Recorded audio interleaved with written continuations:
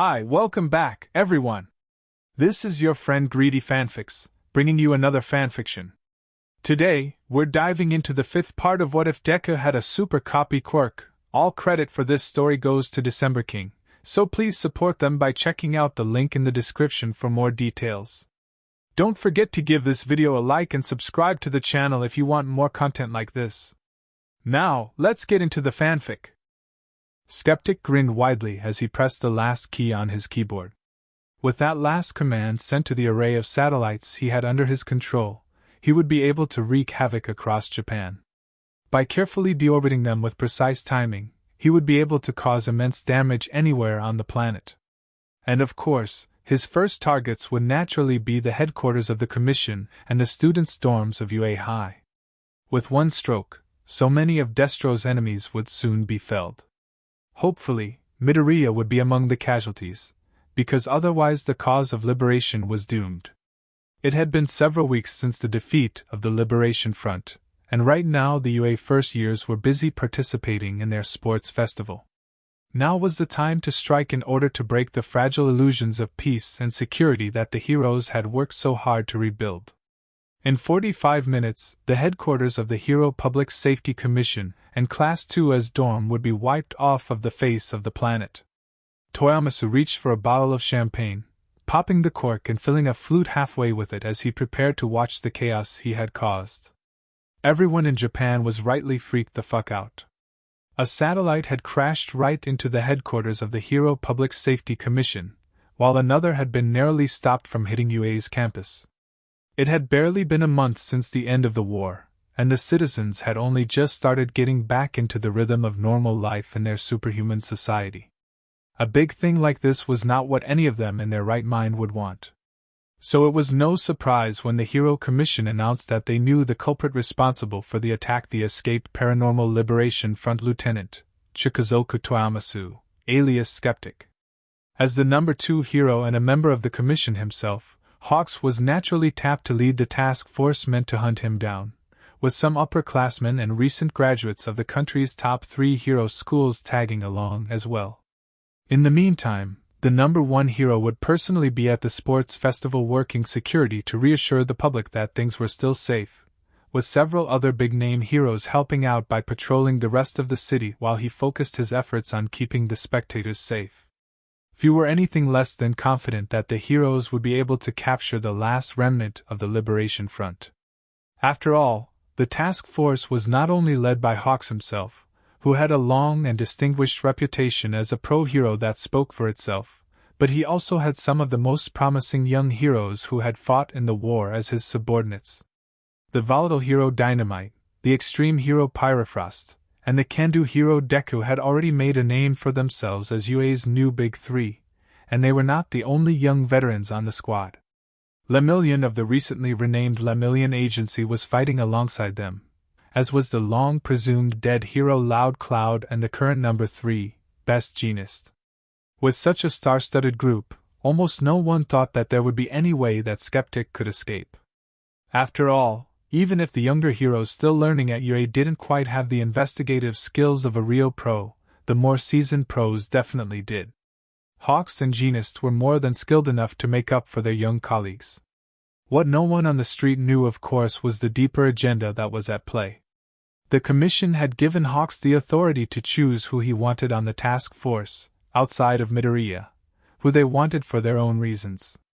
It was no accident that he chose only heroes that were not aligned with the Commission. While most of the task force held no allegiance to either of the 2 factions in Nisa's Little Cold War, the top dogs without exception were aligned with UA. The attack by Skeptic was definitely a threat that needed to be dealt with quickly. But it was equally an opportunity to be exploited. With the Commission rightly panicking due to having had a satellite dropped on them from orbit, they would hopefully be too scattered to be able to repel an infiltration mission. And of course, there was only one real person who could convincingly pull this off. Unfortunately, Midoriya was needed to actually hunt down Skeptic, and use of double or clones could potentially reveal that he had such quirks. And Phantom Thief was working to help keep the students in the sports festival from causing too much chaos and destruction. But fortunately, there was someone fully capable of taking Midoriya's place, Yosetsua's codename Welder. He had a recently plucked hair from Midoriya attached to his back, covered by his hero costume, and he had phenomenal stealth abilities that had allowed him to sneak up on Bakugo. Naturally, he was the obvious pick. Of course, he had prepared for this mission accordingly. ᴡᴇ had made sure to fill a thermos with tea to sip at as needed, allowing him to use IQ in combination with high specs. That would allow him to figure things out quickly so that he could get in and get out before he was discovered. He had also recruited his classmate Quirk to the cause, whose quirk was perfect for a stealth infiltration mission like this. As soon as the Skeptic Task Force left through a portal created by ⴅ Welder created his own into the depths of the Hero Commission's sub-basements. The very instant that he crossed the threshold of the portal, he mentally reached for one of the many quirks that Midoriya had acquired from the big bads of the war. With a pulse of energy, he used radio waves to make sure that any cameras down here weren't working. Though he could feel through electrification that there was almost no electricity down here. As soon as ⴡⴚ came through the portal, he made sure to close it up behind them, to prevent any trace from being left. Quirk smiled as he looked around at the darkened facility, knowing that he'd be able to take full advantage of the power failure in this building. He placed his hand on the wall, almost immediately melting into the shadow cast upon it. It was pretty trivial for the two of them to move through the facility. With ⴡⴚ having so many dark places to hide in and Welder having access to Midoriya's Mirage Quirk, they had no issues dealing with the few guards and scientists stationed down here. They knew exactly where everything was thanks to the spread of the nanite network that ⴡ had created, so it was pretty easy for them to find and incapacitate any witnesses.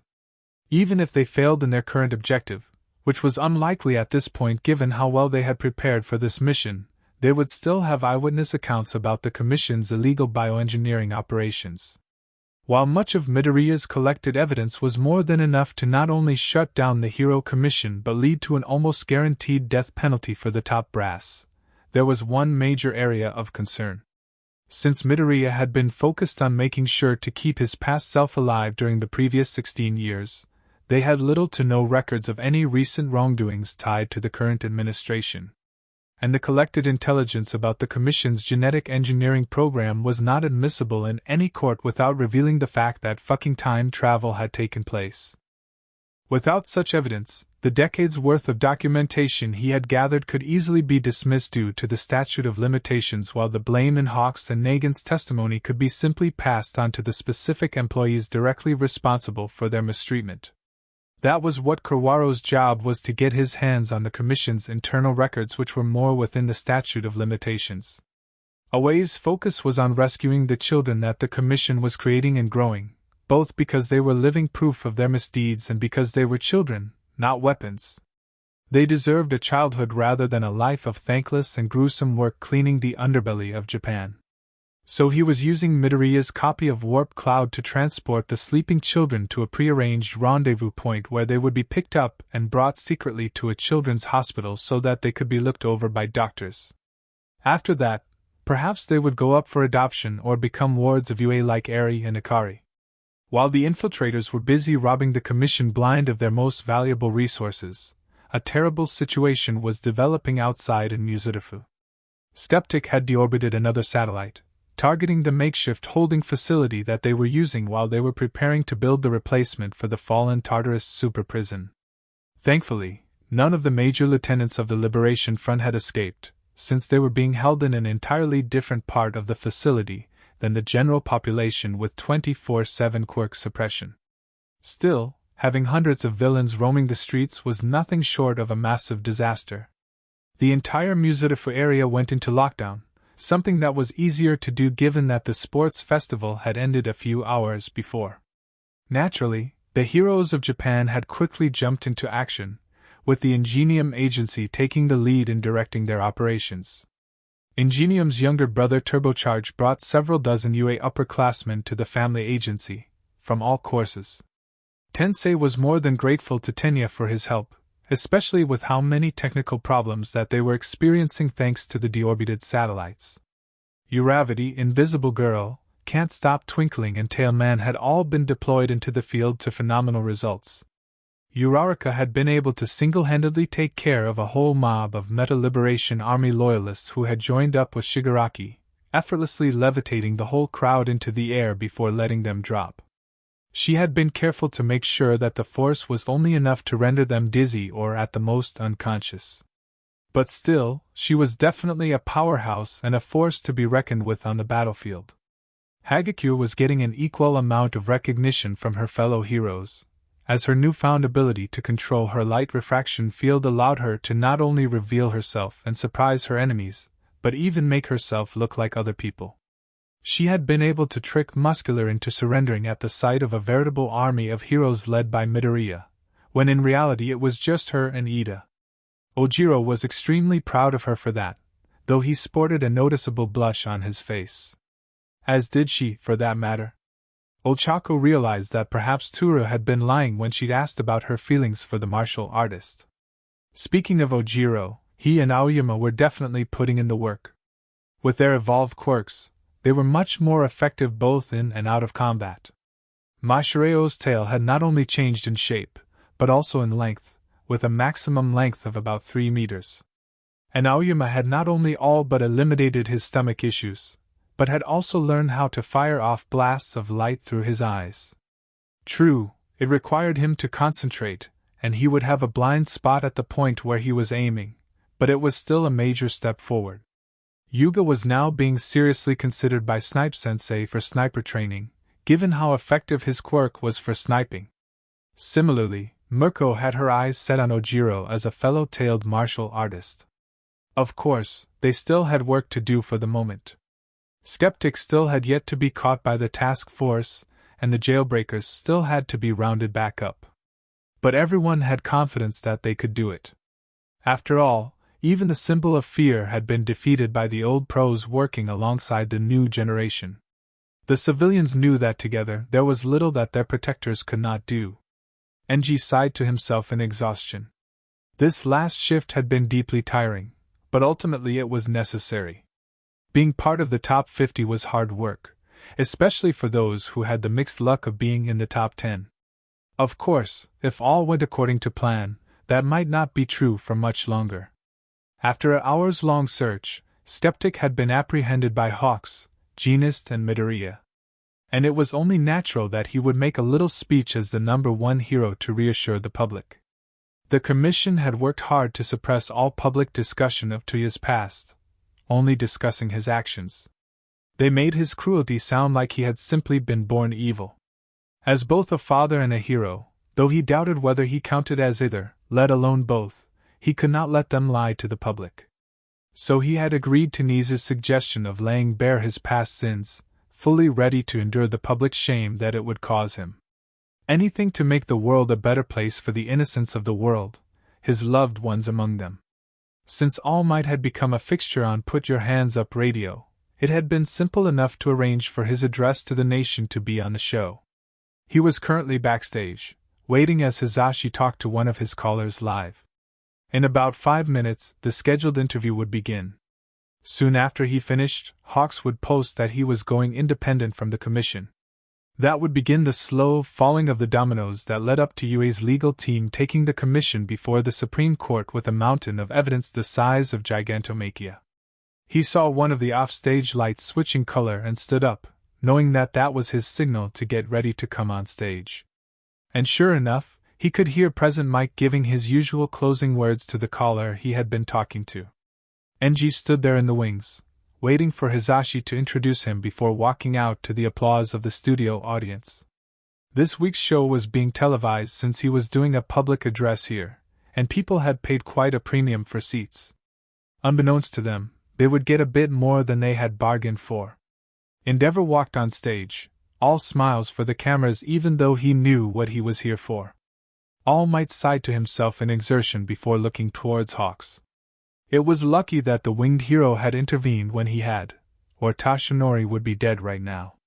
He had been on the way from Ue to Takoba Beach where he'd promised to meet Midoriya when he'd been set upon by commission assassins. Yagi didn't recognize them at all, but Hawks did, noting their names and quirks as evidence for the future. Taniguchi Gina, quirk, Vital Siphon. Mukai Yoshiaki, quirk, Unseen edge. Ashikaga my Quirk dancer, he observed. Nasty combination. The first one drains your energy, the second creates invisible energy blades and my goes all war ballerina on your ass. Were you close with them? All Might asked, wincing as his hands touched a sore spot where Yoshiaki had grazed him. Not really, no. I was a public hero, so they didn't want to risk another Nagant situation. The worst I did for the commission was as an infiltrator. These guys, though, were completely underground. He looked at Tashinori importantly before adding, the president must really want you off of Yamada's show if she's willing to send them after you. No kidding. Do we have a location where we can safely hold them away from the commission? Well, we could always put them in the same spot where we hid Garaki, Kigo suggested. After a moment, All Might nodded, and Hawks pulled out his phone. Within minutes, the unconscious bodies of the trio of assassins had been taken into custody by Nito Monoma, who took the liberty of warping Yagi to Takoba so that he could make his appointment with Midoriya and explain everything. Of course, Monoma had had a conniption when he saw 3 HPSC assassins on the ground, taken down trying to kill the symbol of peace. And if anything, his successor's reaction was even worse, Midoriya and Nana struggling for control as they both simultaneously tried to make sure he was okay.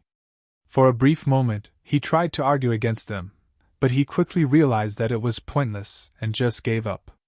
As soon as everyone had calmed down enough, then they began to talk. This is far more blatant than anything else they've ever done, Monoma observed, adding, the agent that is supposedly my handler spoke in riddles to give himself plausible deniability in case I said anything. For them to just try to assassinate All Might in public is crazy, even if it was at night with no one around. But you've got to admit, they have almost no other opportunities to get at him otherwise. Almost every other time of day, he's in a place that the commission can't strike, either because it's secure or because there are witnesses. Mike Sensei's studio has protective measures from UA in there, and most of his time is spent at UA itself. And the few times he's outside, he's usually mobbed by people. They wouldn't have a chance to be subtle, Midoriya argued. All Might grimaced, commenting, you do have a point, young Midoriya.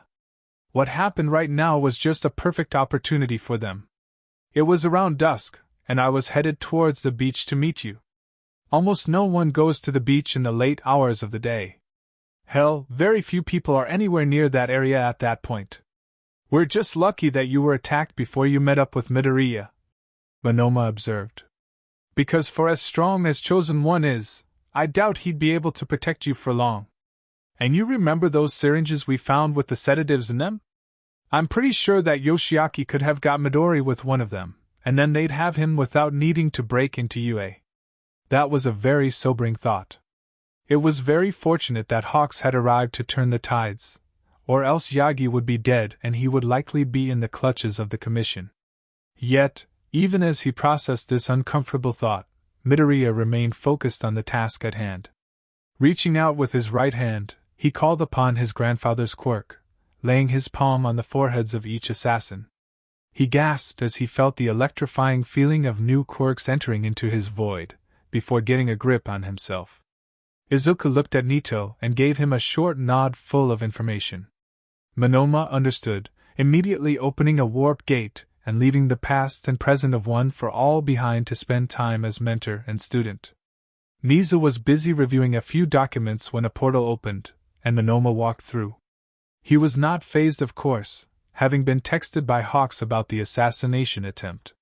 He did not even look up from what he was reading as Phantom Thief moved unerringly through the filing cabinets towards the cells where the prisoners were kept. They were, of course, inside of the infamous UA vault, which Nizu had constructed during his tenure as a member of the faculty of UA, long before he had become its principal. He had built it to be effectively akin to a hero agency beneath the school, where he could store sensitive documents that he needed to keep away from everyone, criminals, commission officials and nosy students alike. But in recent months, it had somewhat changed in purpose. Because there were certain people that he had not wanted to be confined in Tartarus where the commission had access to them, such as Dr. Garaki. That turned out to be a good decision, as the destruction of Tartarus by Shigaraki meant that he could have become aware of Oyama's betrayal and possibly even Midoriya's full power before they had been ready to spring the trap. He had considered imprisoning twice alongside him, save for one fact about his quirk: the sludge that comprised his doubles could extend just far enough through the holes in the cell wall that he could make an escape with the doctor and Nisa's files. It had been for that reason that he had imprisoned him in the shack in the forest, though it had come back to bite them during the war. Of course, the vault had additional occupants now. Tamura and Akuma Shigaraki were held within the walls of the UA vault, alongside their ally Garaki. They were not harmful in terms of raw power, since Midoriya had taken their quirks. No, the reason they were here was because of the other forms of harm that they could do to Nisa's plans. If he had let the Commission hold them alongside the rest of the Liberation Front's leadership, they would have been bound to either spill crucial secrets, or mastermind a breakout from the temporary holding facility that was being used while the new prison complex was being constructed. That prison would not be called Tartarus, simply because they didn't want to disrespect the sacrifice of the guards who had perished in the breakout. For now, there was no official name, because that had yet to be decided. What had been decided was the design of the prison.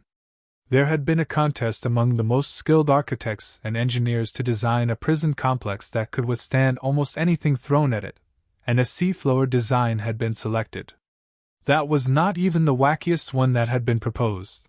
The support course's prodigy from 2H had proposed an actual lunar prison facility, with very compelling reasoning behind her proposal. And while it had been scrapped, he had definitely noticed one of the technical ambassadors from the US that was helping to fund the construction looking quite interested. It had been more than 200 years since humanity went into space, after all. Perhaps it may at last be time to try again. Either way, Nisa was focused on the public's reaction to today's events. Everyone seemed absolutely stunned about Endeavor's admissions, so much so that most had missed the post from Hawks about terminating his partnership with the Commission. And if he was not mistaken when he was analyzing Kigo's message on his phone, Hawks might actually be up for working closely with UA in a more public fashion, out of spite for the Hero Commission. Nisa grinned foully, understanding his feelings all too well. After all they had done, and especially what they had pulled today, the animal principle was, to understate things as much as possible, not the biggest fan of theirs. Well, at the very least he knew that everyone who was a threat to UA's checkmating of the Commission was behind bars, including Skeptic himself. A preliminary interrogation confirmed that he was not only aware of Midoriya's power and importance, but that he had been the one to tell the Commission. So it was only natural that he joined Shigaraki in the vault, with an ankle monitor and quirk suppression cuff on him, of course. He was not about to risk anything when victory was so close. Nisa could practically taste it, and it was sweet. This week had turned out to be a rough one for Midoriya. So many of the moves needed to reach the endgame needed to be made in quick succession, and there were many elaborate moving parts to each one of them. The capture of Skeptic had been only the first domino to fall that week, something that he personally had a hand in. He had actually been the one to restrain him with Black Whip, allowing him to get close enough to trap him against the wall while the others caught up. He had allowed the villain to keep his quirk only because the Commission would notice if he was suddenly quirkless. For that same reason, he wasn't able to use Memory Master to remove his awareness of just how crucial he was to the world. Of course, there were several other dominoes that had fallen. Endeavor had confessed to his wrongdoings on live television, confirming the rumors of abuse in his household. He had gone into graphic detail, everything from the first time he hit Toya all the way up to his fury at Shoto refusing to use his fire. It was sickening to listen to, but no one could turn away. And just as they had planned, the people began bombarding the Commission with questions about whether they had known. They had been primed to distrust the Commission, so no one bought the story that they had pulled out of their ass. Fortunately, this was exactly what they needed to make their case as much of a slam dunk as possible. Hawks publicly ending his partnership with the Commission immediately went viral on social media. After all, he was a very likable person that people trusted, and to see him disavow them almost immediately after what Endeavor had revealed painted a very particular picture. And that picture was made all the clearer by the subtle implications hidden in his uploads, sly little references to his upbringing under them as well as hints towards the truth of what Lady Nagant had been for them. Since then, he had done his best to keep to the spotlight, fully aware of the Commission's assassins likely waiting for him out of the sight of the cameras. Speaking of their assassins, that whole incident had gone unreported for now. And while it was unexpected and very helpful to their case, they needed to keep it hush-hush until the trial. That had of course been very taxing on All Might, as he needed to keep up his usual routine of speaking on Put Your Hands Up Radio's bi-weekly addresses to the nation in the form of the United Special for Japan, which had of course been darkly named for the incident where the League had first made a name for themselves. Even if you ignored the difficulty of keeping his mouth shut on national radio, he also had to contend with the fact that he had lingering bruises. And of course, for safety's sake, Izuku and Yagi traveled together, accompanied by Hawks. This turned out to be a beneficial arrangement, as out of his class, he was one of the more popular guest stars on the show. So many fellow hero fanboys had tuned in and talked to him, quizzing him on different bits of hero trivia. They were delighted to find a hero that was not just a fan, but a true fanboy like them, one who was part of their community. In fact, he and All Might were the most popular guest stars on Mike Sensei's show, to the point that they had both been offered shows on the same station.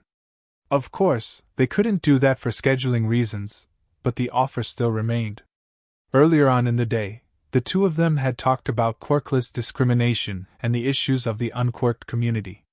Both of them talked openly about being functionally quirkless until the age of 14, voicing their worries that they would not be accepted in the quirkless community or the quirked community. Every single caller without fail expressed their support for both of them. One elderly lady asked when All Might was going to tell them, and he had explained it very simply. After that, she thanked him for all she had done, before mentioning that she too was quirkless. From there, they shifted to the subject of just how much of a difference a quirkless person could make, mentioning figures from the pre-quirk era as well as certain famous people from the present day. All Might softly mentioned his pseudoniece Melissa, extolling how sweet and mechanically clever she was, even commenting that she was likely to surpass her quirked father, David Shield. And that revelation really hit home, as the popularity of that broadcast turned out to be nipping at the heels of the one where he had discussed Stain and his philosophy, which was still going strong as the highest-rated and most heavily listened to broadcasts of the last year. As if that wasn't enough, they then pivoted to discussing heteromorph discrimination. Midoriya was able to cite countless times when his heteromorphic classmates had either been nice or downright heroic, mentioning the exploits of most of his class, who were almost as popular as he was among the mutant community. He credited Tsuyu for helping mount resistance at the USJ alongside Shoji, Ojiro and Tokoemi, as well as highlighting Mina, Hagakure and Jiro's bravery during the war. Many callers added on their own stories of being rescued by kind heteromorphs, even those who were ordinary citizens rather than pro-heroes. All Might gave them the highest compliment he could, saying that they had understood his words the best. And after they had finished the broadcast, Izuku had rushed back to UA, where he was helping to keep an eye on the kids that ᴅᴜᴜ had rescued from the depths of the Commission's biolab. Mirio had been almost completely inseparable from little Sora, who was physically about 6, when chronologically he should still be unable to hold his head up, let alone walk, talk, or use his quirk. It had been difficult to keep an eye on them consistently enough, but fortunately they had found someone skilled and capable enough to keep watch over them. Shoto's sister Fuyumi was skilled enough in childcare as an elementary school teacher that she could easily manage a group of rampaging school-aged children, especially if they were using their quirks like crazy. Of course, that didn't mean he was exempt from spending time with them. He still needed to be there as additional support to make sure that she wasn't overwhelmed, and he was also part of the group that was trying to find foster homes for each of them outside of the Commission's sphere of influence. It was no wonder he had headaches. He was addicted to caffeine and industrial strength tea at this point, trying to work through all of the nonsense that occupied his day. And those headaches were unlikely to stop, as he had arranged a little meet and greet in the vault with his cousin and grandfather, at the behest of Yoichi and Nana. He knew that they were unable to harm him, having personally ripped every last quirk out of them by hand. But still, he couldn't help but be cautious around the two fallen villains, all too aware of the malice in their eyes, the animalistic fury that burned in the eyes of the Liberation Front's defeated leader, and the apathetic cruelty of the psychopath that was technically his grandfather. Even with them being quirkless and him being post-singularity, he couldn't quite shake the feeling of pure evil crawling under his skin when he locked eyes with them. "Ah, my grandson, come to visit his family at last," All for One said in his usual confident tone, though you could hear how weak he was now without the suite of healing quirks bolstering his shattered form. "Tamura, look! Your cousin has come to talk with us." "Shut it, you old coot. You had ultimate fucking power in your hands and you lost it to a literal embodiment of sunshine. How fucking pathetic are you?" Shigaraki rasped, not sounding as affected by the loss of decay and the other quirks that had been grafted onto him. "You were simply outmatched and outplanned on every level, Tenko," Izuku said, his smile widening as he heard Tamura snarl in rage. "The ones that you thought were just NPCs created a plan that could take down both of you final bosses. I'm just here to convey a message from my father and my granduncle." "Ah, Hisashi. How is my little boy doing, grandson? Is he still managing to evade the commission and their little attack dogs?" Izuku did not dignify that with a response, knowing full well that for all that his grandfather seemed concerned, he had killed more of his own descendants than the commission ever had. "Dad says that you can go sodomize yourself with a cactus while gargling molten iron. And I, for one, agree. You can go ahead and do that. And Yoichi says that he is disappointed in the both of you. Especially you, Akuma, he says, and I quote, not really a demon lord if you can't last more than 2 centuries. Though being defeated by your heroic grandson is exactly like the comics we used to read. Hope you enjoy your prison, this is revenge for the bank vault." "Ah, poetry. Did you come down here to say anything useful, little Dekinabu?" Shigaraki spat. Immediately the atmosphere in the cell plunged to far below freezing, Midoriya's face shrouded behind clouds surrounded by bolts of green lightning, while his eyes seemed to pierce through their souls. "It's Dekairu, you asshole," Midoriya said, one for all echoing behind him, as the two broken symbols felt their bodies freeze up in terror. After a long and uncomfortable silence, the haze faded, and Izuku was back to normal, though he still looked pissed at Tamura. Without a second thought, he turned on his heel, walking out of the detention area of the vault. Exhausted by this, Akuma Shigaraki lay down on his bed, begging for the sweet release of death while Yoichi laughed at him from heaven. It was now 2.5 weeks since Skeptic had been captured and the children in the basement of the commission rescued. Niza had been far less involved in that span of time than he had over the past year. After all, throughout that entire time, he had been overseeing UA as its principal while working with his fellow heroes to fend off the resurging influence of All for One by proxy of his league, as well as dealing with every little crisis that had come up along the way. He had been involved in keeping an eye on Eri as she recovered from her harrowing ordeal, with Akari and the other poor souls that had been rescued from the foulest of villains during that time eventually joining her under the supervision of UA's faculty. Not to mention that he had been continuing to wage his little cold war against the commission, helping All Might get his bearings as a first-time teacher, and helping to guide young Midoriya to reach his full potential. That last part was something he was especially proud of, as Izuku Midoriya had sprouted into something magnificent. Already at the end of his first year, he had surpassed his predecessor in power, and his reappearance involved him curb-stomping the 2 most powerful and dangerous villains on the planet in all of recorded history with minimal effort. And that was without even mentioning the fact that he was nearly rivaling Niza himself when it came to intelligence and cunning. Honestly, there was little left that they actually had to teach him, seeing as he took full advantage of his quirks to spend at least some of his time studying, even while he was sleeping. At this rate, he would be set to graduate within a few months, only a year and a half after that fateful entrance exam. Of course, Niza could not spend all of his time focusing on his most prized pupil. Even with society getting used to peacetime once more and his schedule getting less hectic, he still had work to do. Part of that decline in his workload was the fact that he no longer had to help lead the heroes in capturing the few remaining jailbreakers. After all, the last one had been captured only yesterday, a serial bank robber known as ᴅᴇʟᴜ, whose Quirk terror had been a key part of Shigaraki's strategy for causing unrest. That Quirk was one that he was wondering about Midoriya possibly acquiring, given that it could cause paralyzing fear with line of sight or extreme proximity. Though perhaps it was best he not hold on to it, for the sake of being able to do hero work. He still kept a watchful eye on their little charges, knowing that by now the commission would have narrowed down that they were at Ue. Monoma had confirmed that his handler had called, accusing Midoriya of being involved in the break-in while conveniently leaving out the origins of the children, or their purpose. Fortunately, he knew that they were unlikely to try anything on his campus before the planned ambush happened, which he knew from his sources to not have changed time-wise. And besides, he wasn't really worried about them being captured. All for one had possessed warping, which Midoriya had gained when he stole his grandfather's quirks. Still, he couldn't help but check in on them. He had been one of their lab rats before, and he knew how they operated.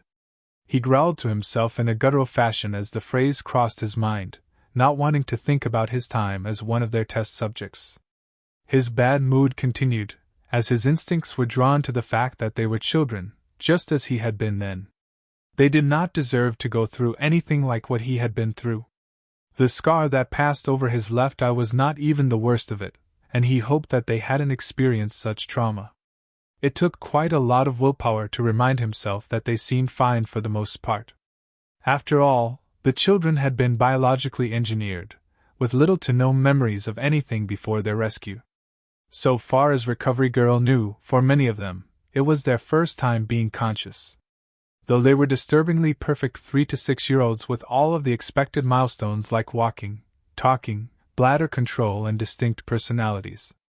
That implied that they had somehow been implanted with certain knowledge, which was not a happy thought. Regardless, he was happy that they were doing so well. For another thing, as the political animal that he was, pun intended, he thought to himself with a slight chuckle, he was naturally part of the oversight for the new detention facility which would replace Tartarus. The Abyss, or the aquatic bastion yielding secure supervision, was already being constructed, at least in terms of the bare bones of the structure. They had already laid out the basic layout of the facility on the seafloor, and the finer aspects of the design were already being put into production.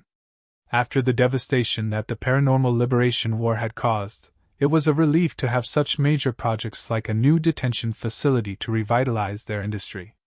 And with equal in play, those with applicable quirks were able to contribute even more, cutting costs down without sacrificing any of the quality. So far, they already had several pieces of the outermost hull built, currently being shipped to the build site. And the nation's top support agencies had been hired to covertly work on creating some of the tech that would go throughout the entire complex. Naturally, though, not all of the technology that was to be implemented in the Abyss was provided by those agencies. Some of that technology wasn't publicly available, or even known about. This was by design, as the research knowledge of ᴑᴜ had been withheld from the Commission purposely. And UA's most promising support course student remained the only expert capable of replicating the effects of quirks through technology, at least for the moment. All of the more interesting pieces of tech were being sealed away in the vault for the moment, until the time came when they were needed. Just as his vault under UA had been expanded to include a detention facility, it now also had a technology storage facility and lab where Midoriya and Hatsum worked on the kinds of tech that the Commission would kill for, quite literally. After all, technology that was capable of interacting with and manipulating quirks was extremely useful to anyone. May's technological replication of quirk effects was partly thanks to the Mad Doctor's research on quirks, and it would be extremely necessary for the crown jewel that would be the most crucial part of the Abyss, the Quirk Manipulator Gauntlet, a metallic gauntlet infused with the effects of All for One itself, allowing for the transfer of quirks.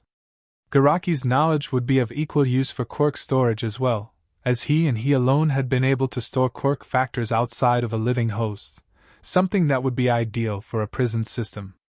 And of course, there was a far more interesting aspect of that technology that was of great interest to the three mad schemers. He had been able to artificially duplicate quirks with technology. Midoriya could only duplicate quirks so fast, and that required someone to serve as a willing host. The big problem with that was that, inevitably, their body would be overloaded with quirks, and they would begin to degrade like the fourth user of One for All. Being able to replicate quirks with tech would be a massive upgrade in every way. He knew, of course, that his pupil had other motives for being so interested in technology that leveraged quirk science. After all, even before he had been the creator of quirks themselves, he had been a quirk analysis nerd. Something like this was right up his alley. So he didn't worry overly much over what Midoriya was doing, even if he was slightly curious. Izuku No. 4 grunted as he finished attaching a loose bolt. This prototype was a bit too eye-catching to bring to the support classroom, and Mei was currently asleep after a long day of classes, as was his prime self. So here he was, working through the night to finish the output valves of the Quirk storage vault. He was just as dedicated as Nizu was to making sure that Japan was safe again, and with the quirks that he possessed, it was easy for him to be in multiple places at once. In fact, he was so used to the idea of referring to himself in a plural way by now that he had almost forgotten that he had ever been truly singular. Such was the price of genius it tended to drive you mad. Though that may also be the overuse of duplication-type quirks. One for All's energy surged suddenly without his input, and he gasped in pain, clutching his hand to his chest, a hand which suddenly had 7 fingers. After a moment of discomfort, his hand glowed with a green light, the pain already slowly receding and the additional fingers disappearing. Where normally, he would do something sensible like resting, instead he pulled aside a curtain, moving through into the small alcove behind it before closing it behind him. And with a wave of his hand, a portal burst into existence, stepping through not long after. He immediately arrived in a laboratory somewhere in China that seemed to have been untouched by people for a long time, despite its still sparkling appearance. If its newest arrival didn't know better, he'd think that he was on the surface. But he knew different. This place had been buried deep underground to start with, and it was borderline unfindable now after the chaos caused by the emergence of quirks. Moving on instinct, he strode swiftly to a rack of filled chemical vials, fumbling around to read the label before downing it in a single shot and shuddering. The concoction tasted terrible, but he knew it wouldn't harm him. He knew precisely what it was, only caring that it would help to keep the pain his quirk was causing him at bay, at least for the next couple of hours. With that taken care of, he walked through the side door into a massive room. There, he was met by his uncles and aunts, who were working on a very large machine. They looked at him sympathetically, understanding the pain he was going through, before offering an empty energy cell to him. He nodded his head gratefully, coating his body in the power of One for All before using electrification to channel the energy into the battery, burning off some of the excess energy that had been causing him so much pain. True, he felt far weaker now than he had been, but it was necessary. His power was still growing, and it was already too much to bear. His aunt hefted the battery in both hands, carrying it over to a slot in the machine with an empty cell, swapping it out with difficulty. Both cells weighed an extreme amount for anyone without a strength quirk, so it wasn't exactly easy. But nonetheless she managed it, the energy immediately flowing from the newly placed cell into the machine. Izuku looked on, as behind him, 2 of his uncles turned the safeties and activated the machine, beginning their work. An unknown concoction flowed into the central chamber, and was quickly exposed to radiation along with the raw energies of One for All. Deku looked on passively, watching the procedure taking place with the expression of someone who had seen it hundreds of times before. Soon, the machine slowed and stopped, a mysterious green liquid flowing into one of the canisters lining the wall. It was the only one that wasn't completely full yet, though it was very close. As the reaction finished and the last one filled up to the very top, Izuku smiled. He knew just what the chemical cocktail within would be able to do. He had certain goals that even Nizu wouldn't be as capable of helping him with as he usually was. Besides, working towards it alongside his family helped to solve his current problem with One for All. This was something that he had expected to happen at some point. Ever since his triumphant return where he had effortlessly led his allies in taking Shigaraki's quirks, he had been expecting them to hound him for answers on everything. He had managed to dodge actually telling them the full story due to the extreme amount of responsibilities he had brewing in his life.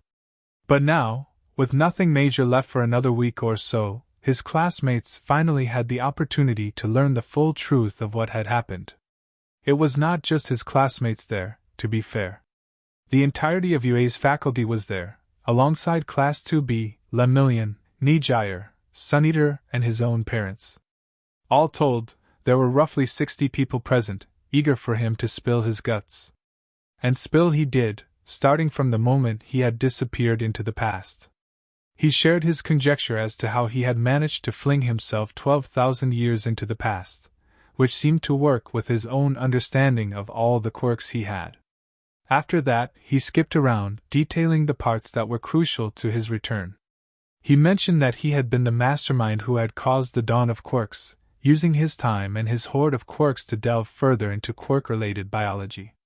Eventually, through study and practice, he was able to derive a compound capable of transforming an ordinary human into a potentially quirked individual. Though of course, his formula had flaws. Quirks would occasionally come into being either completely non-functional, or so thoroughly minor they could barely be counted as a quirk, even to all for one. This was the underlying cause of quirklessness, he surmised. Not something that he had intended, but something that he could correct for those who wanted quirks of their own. He knew that this would cause a stir in the quirkless community, and that not everyone would want that. But the good that he could do would be extreme. That was actually his main motivation, something that he shared with everyone. Humanity had stalled so much thanks to his creation of quirks, and he wanted to make up for lost time with technological and social progress. And to that end, he had so many ideas bubbling in his brain. Izuku stopped suddenly in the middle of his speech, as a stitch of pain erupted in his side, one for all sparking to life.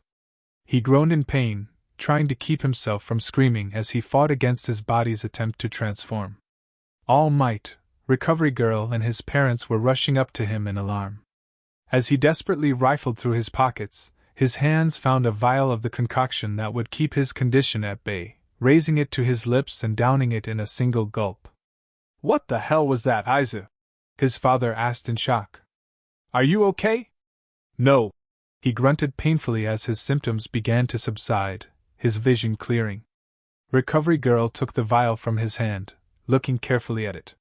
He could see Aizawa-sensei staring daggers at him, and decided it was best if he explained. "Things have been going downhill since I disappeared into the past. Even if I'm descended from All for One, my body isn't as adapted to having that number of quirks. With One for All added in, it pushes me to singularity level, and that's agony." He nodded in the direction of the vial, adding, "This stuff keeps the pain at bay for a few hours. I shouldn't need it once we're finished with the commission. After all, I plan to give up most of my quirks and put them into storage. That should cure my condition. Where have you been making this compound?" Yamamoto asked, studying the vial, which had its chemical structure on the label. He sighed slightly, still a bit wiped out because of the intense pain he'd just been feeling. "I'm guessing you made it in the same facility where you're making the NPU bombs with my siblings, right?" Everyone looked at Hisashi in surprise, wondering what in the hell he meant by bombs, before looking even more shocked as his son nodded, confirming that he was making bombs. "What do you mean Midoriya's making bombs?" Ishido yelled, completely flabbergasted. "He's not a villain! I find that I quite agree with Miss Ishido, Mr. Midoriya." "What bombs are you talking about, sir?" Niza asked politely, his brow furrowed.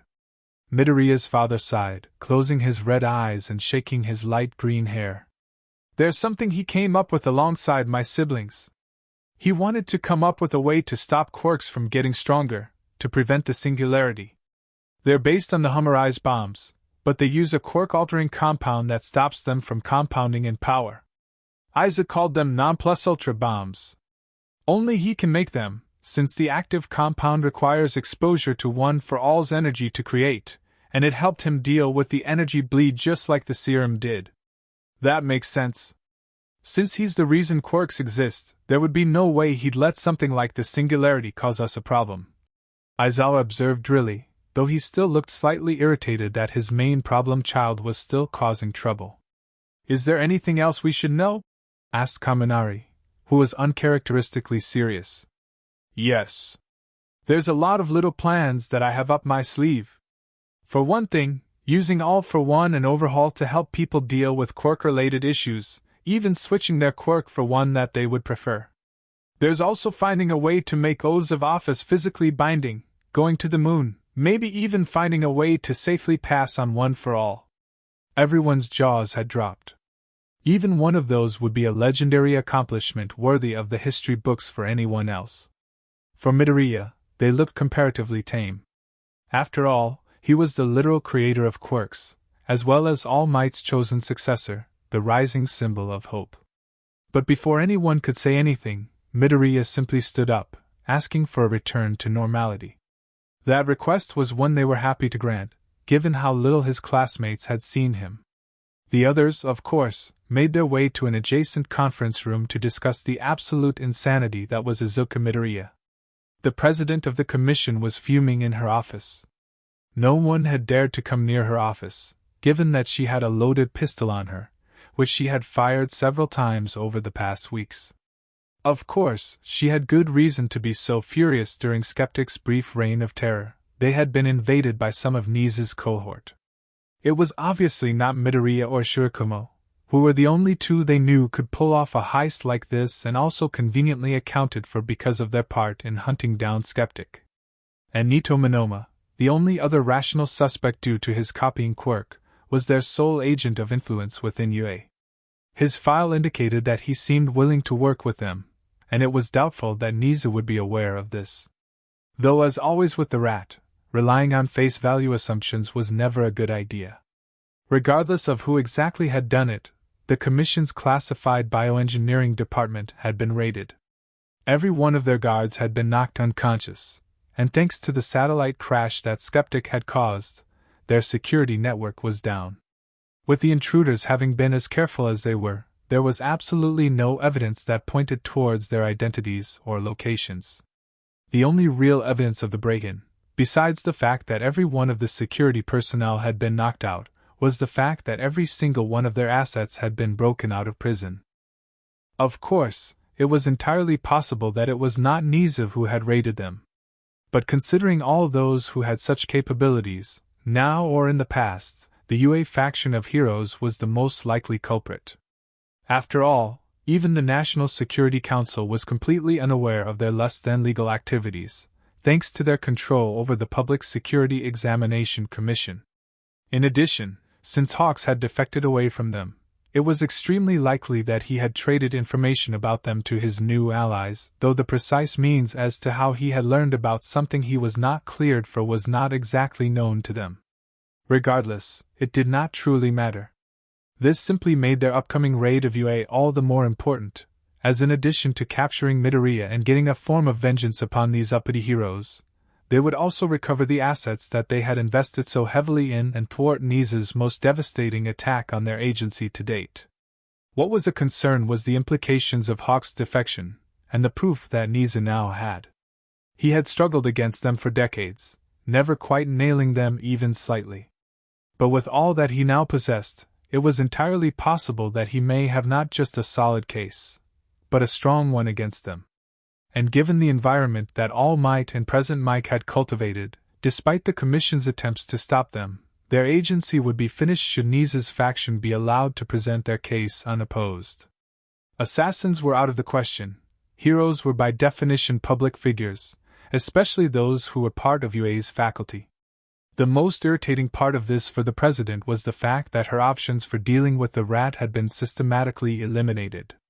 First, Lady Nagan had been pardoned for her crimes, having been hired by Nise to work security at UA months ago at this point, meaning that she was completely beyond their reach. Second, the three most effective assassins that they had were thwarted and captured in their mission to silence the fallen symbol of peace. Additionally, a major sticking point of the post-war reconstruction effort had involved purging the criminal underworld, eliminating the corrupt officials and hitmen that they usually relied upon to fix most issues discreetly, in order to prevent the Liberation Front from escaping justice. If the president knew anything about how ᴡᴇ operated, which she would given that the two of them had been scientists and experiment long before they had been the leaders of opposing factions, then she could easily guess that he was assembling a case before the Supreme Court. And he would naturally be compiling as much evidence as he could to ensure that they would drown under a mountain of legal precedent and proof they couldn't hope to push back against. He was not wrong. The Japanese Supreme Court was a glaring weakness of theirs. But she had managed to stop every single one of his previous attempts with minimal damage to her organization or to society. With enough planning, their legal team would be able to weather the storm he would bring. So long as Operation Silent Retrieval went off without a hitch, they would definitely be able to survive the fallout and evade retribution by the rat. Then, they could continue to ensure the future of Japan, including slowly rolling back some of the reforms that had been implemented in the war. For example, that Quirk usage law was one major offender, though they would have to slowly but surely make it more difficult before completely removing it. After all, they wanted to avoid riots in the streets, and while equal was an abhorrent idea to them, they needed to be careful about its repeal. Eventually, it would be back to business as usual. They could relax, knowing that the people of Japan were safe enough to live their lives.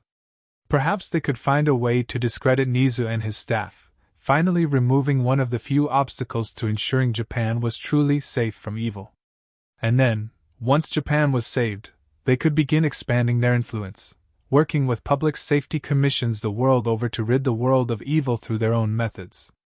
Oh sure, some would be radicalized into villains thanks to poverty, but that was the way of the world. There would always be those who were willing to break the law, out of desperation or sadism. So long as the people of the world were able to lead ordinary lives, everything they did would be worth it, regardless of its moral complexity. In the fabled Yue vault, Akuma Shigaraki, the former symbol of evil, languished in a cell, his successor in the one next to him. He laid on the hard steel slab that served as his bed, feeling all 200+ years of his age without access to any of his quirks. His eyes opened suddenly as he heard the sound of footsteps, with two voices growing louder as they approached. One was the voice of his grandson, who held his quirk and yoichis. The other was similar to one he had not heard in years, older and more mature, but unmistakably similar to one of his many children. Both visitors stopped in front of his cell. The taller of the two, obviously the elder of them, shook the bars of his cell. All for one got up, his back in unbelievable pain as his old bones were forced to endure the subtle aches and pains of a prison cell. As he came up towards the front of his cell, he recognized the man, seeing a familiar mane of light green hair, with freckles and red eyes, as well as a bearing so very similar to his own. "Hello, father," Hisashi said coldly. "Hello, Tenko," he added in a more somber tone to his nephew-in-law. "Ah, my son, finally come to speak with me. I know that you and your siblings were part of the reason that my grandson was able to outwit me. I must say, I am proud that you all managed to survive in a world so cutthroat as this one. Managing to stay ahead of the Commission's assassins and keep out of my sights at the same time is a respectable accomplishment." Hisashi's lips pursed, as if he had just tasted something thoroughly revolting. He ignored his father, instead turning towards Shigaraki. "I just wanted to let you know, Tenko, that I wish it hadn't happened like this. I wish that we could have been there to stop Kotaro's cruelty." Shigaraki seemed hurt by this remark, the mention of his father bringing back painful memories. For a moment, it seemed as though Hisashi had gotten through to him. But within seconds that little bit of Tenko's Shimura disappeared, replaced by the malevolent sociopath he had been groomed into. "If you knew, then why the fuck didn't you stop that bastard? Why didn't you send any heroes to investigate?" His voice was angry, as was usual for him, though there was a slight tremble in it. Though he didn't ask it, the question of why they hadn't come to save him rang through the air. "Because of him," Izuku said, pointing towards his grandfather, who despite his weakened state was smiling widely. "The one who was supposed to watch over you was killed by his own father, all in service of using you as a pawn. My uncles and aunts knew that there was nothing they could do against him without significant risk, but they still tried.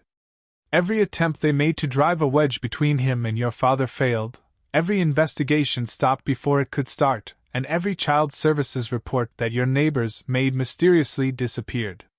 We failed because of him. Shigaraki didn't seem surprised by this in the slightest. In fact, what was more interesting to him was the fact that his neighbors had noticed and tried to help him. His hands clenched, as yet again, all of his misery could be traced back to the man who had given him purpose. He looked even more murderous than usual, reaching his hands through the bars towards Akuma, fingers held tightly together, as he tried instinctively to decay his master.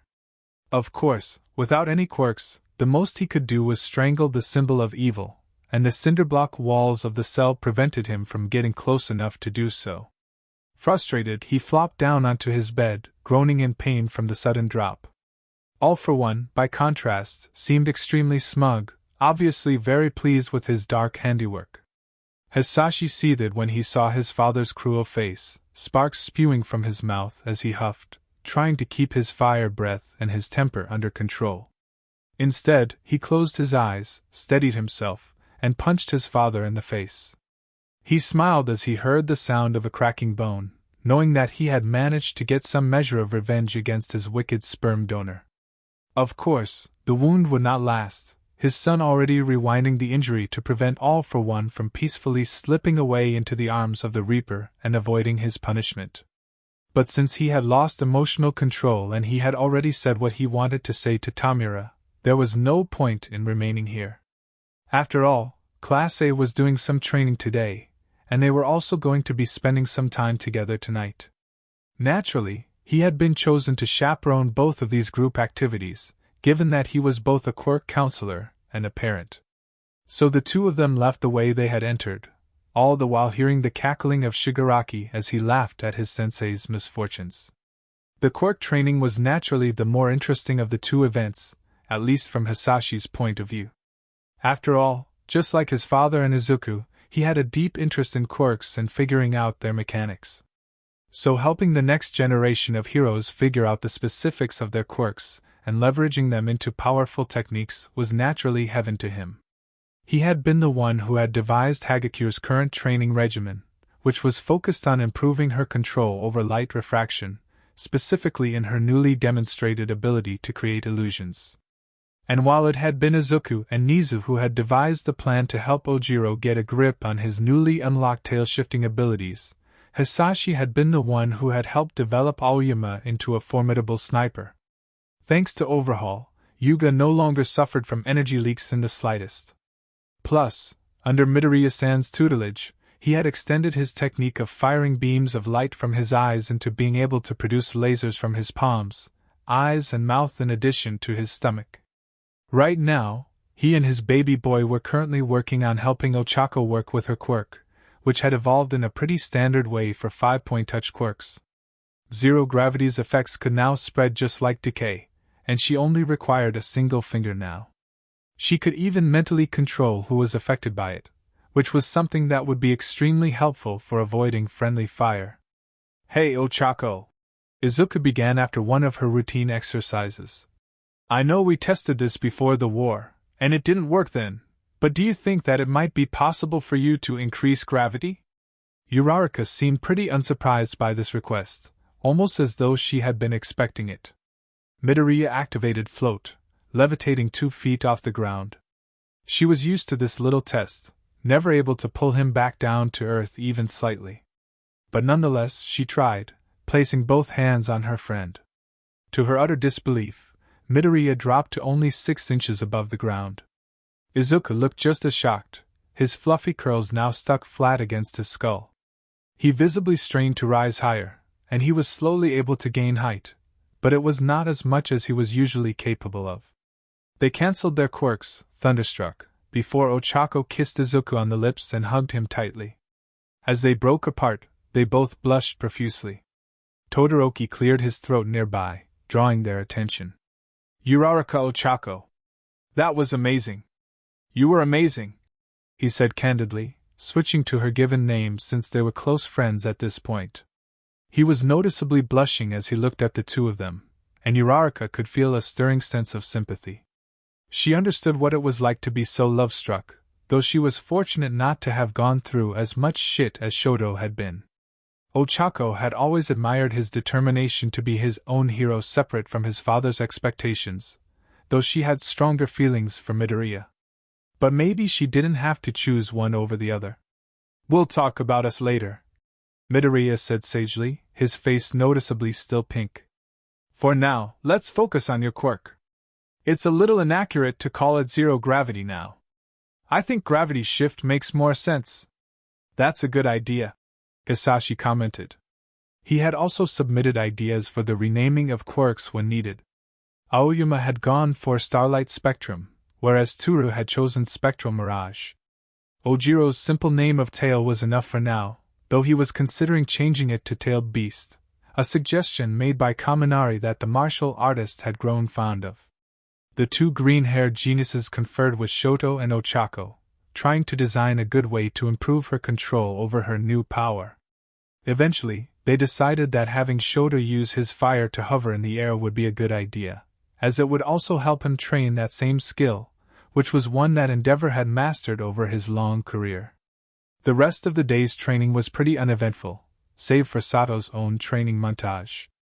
Izuku had spent a lot of time experimenting with standardized amounts and concentrations of different types of sweeteners, recording the data in an attempt to find the variety that worked best for his fellow strength quirk user. Interestingly, it seemed to work similar to how IQ treated tea. Not only did concentration and amount determine the duration and potency of the effect, but the specific type of sugar also influenced which muscle groups were primarily affected. Artificial sweeteners usually only worked for a moment or two, no matter how much he used, making it clear that he needed actual sugar for any lasting effects. Glucose affected upper body strength, fructose affected lower body strength, and sucrose, as a combination of the other two, was a jack of all trades.